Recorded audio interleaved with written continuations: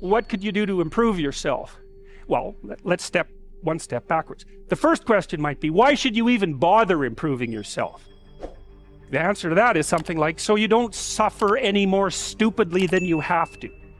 And maybe so others don't have to either. It's something like that. You know, like there's a real injunction at the bottom of it. It's not some casual self-help doctrine. It's that if you don't organize yourself properly, you'll pay for it, and in a big way, and so will the people around you. And you could say, well, I don't care about that, but that's actually not true. You actually do care about that, because if you're in pain, you will care about it. It's very rare that you can find someone who's in excruciating pain who would ever say, well, it would be no better if I was out of this. Well, so then the question might be, well, how would you go about getting your act together? And the answer to that, it's something like, look around for something that bothers you and see if you can fix it. You can do this in a room. It's quite fun to do it just when you're sitting in a room, like a room, maybe your bedroom. You can sit there and just sort of meditate on it and think, okay, if I wanted to spend 10 minutes making this room better, what would I have to do? And you have to ask yourself that, right? It's not a command, it's like a genuine question. And things will pop out in the room. There's a stack of papers over there that's kind of bugging you, and you know that maybe a little order there would be a good thing. And there's some rubbish behind your computer monitor that you haven't attended to for like 6 months. And if you allow yourself just to consider the expanse in which you exist at that moment, there'll be all sorts of things that'll pop out in it that you could just fix. You fix 100 things like that, your life will be a lot different. Now, I often tell people too, fix the things you repeat every day, because people tend to think of those as trivial, right? You get up, you brush your teeth, you have your breakfast, you know, you have your routines that you go through every day. Well, those probably constitute 50% of your life. And people think, well, they're mundane, I don't need to pay attention to them. It's like, no, that's exactly wrong. The things you do every day, those are the most important things you do, hands down. Once you've got your mind and your emotions together, and once you're acting that out, then you can extend what you're willing to consider yourself and start fixing up the things that are part of your broader extent. Your mind is a very strange thing. As soon as you give it an aim, a genuine aim, it'll reconfigure the world in keeping with that aim. That's actually how you see to begin with. And so if you set it a task, you have to be genuine about it, which is why you have to bring your thoughts and emotions together, and then you have to get them in your body so you're acting consistently. You have to be genuine about the aim, but once you aim, the world will reconfigure itself around that aim, which is very strange. You see what you aim at. One inference you might draw from that is, be careful what you aim at. What you aim at determines the way the world manifests itself to you. And so if the world is manifesting itself in a very negative way, one thing to ask is, are you aiming at the right thing? Now, you know, I'm not trying to reduce everybody's problems to an improper aim.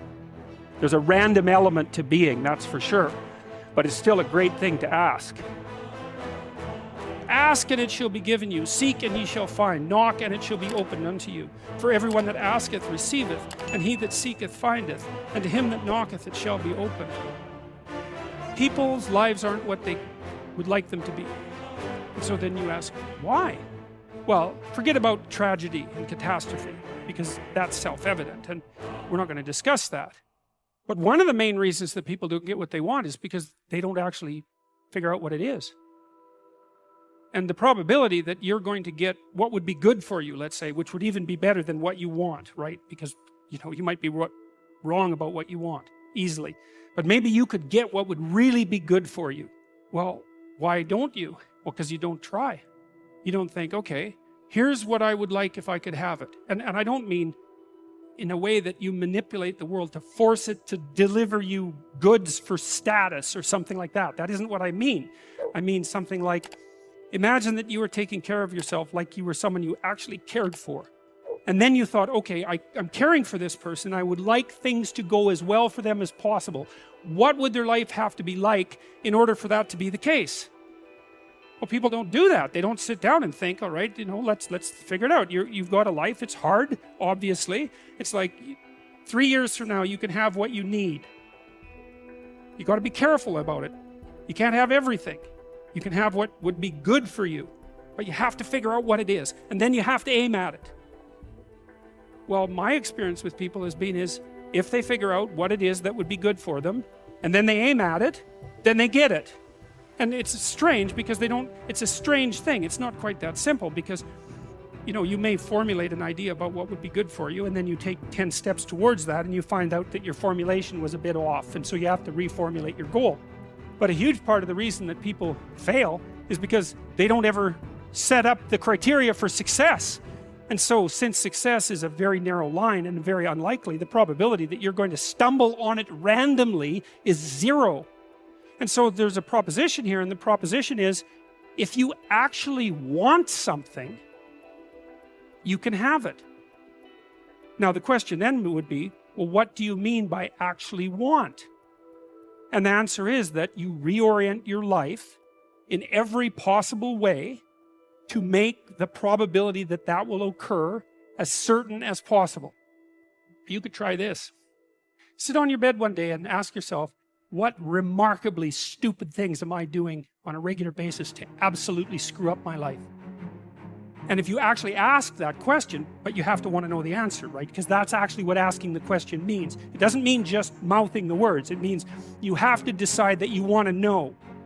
You'll figure that's out so fast it'll make your hair curl. Socrates said that the thing that made him different than everyone else in Greece was that he consulted his daemon, his genius.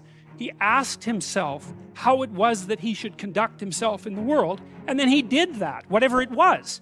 He didn't try to force a solution, you know, he didn't try to force a solution selfishly. He asked, I'm going to manifest myself in the best possible manner in the world. I would like to do that. What would that be? What would happen if you consulted yourself about the best possible outcome for you? You might get an answer. Well, that's what this proposition is.